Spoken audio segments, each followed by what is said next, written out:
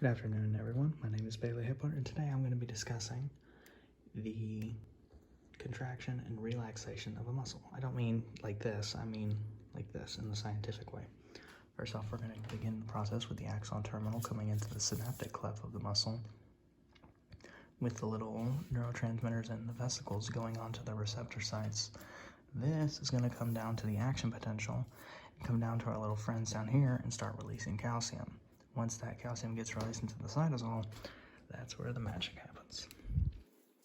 So what's going to happen here is this little thing, the tropin. It's not important really by itself too much, but what happens when it gets a little friend of that calcium is it activates these little blue guys right here and makes the tropomyosin kind of change its, I would say, its form. Basically no longer is covering these, which are known as the active sites of the actin, because the calcium has come and just activated them to allow this to become active completely.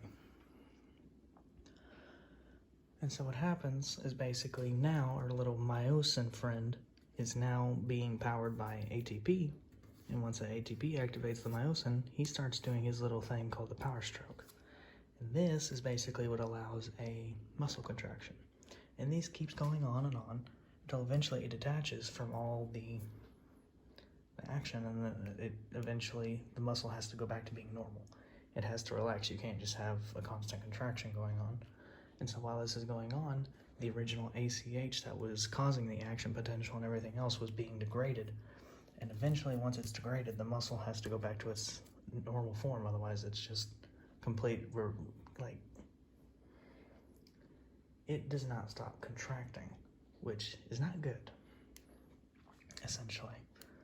And so once it's been degraded, the muscle will stop releasing so much calcium, and that calcium no longer being there will result in the troponin being back to its normal state, and so the tropomyosin will go back to its inactive state.